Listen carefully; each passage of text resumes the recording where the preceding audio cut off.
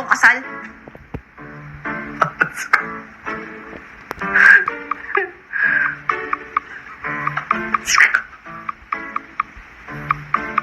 Certificate of marriage?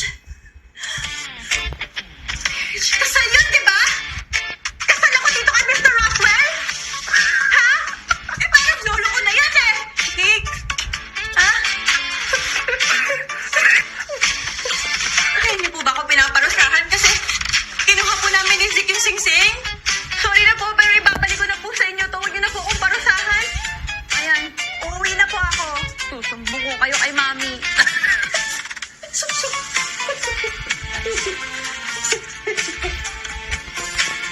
Sir, mauna na po ako. Wait! Ano to? Ba't aalis to?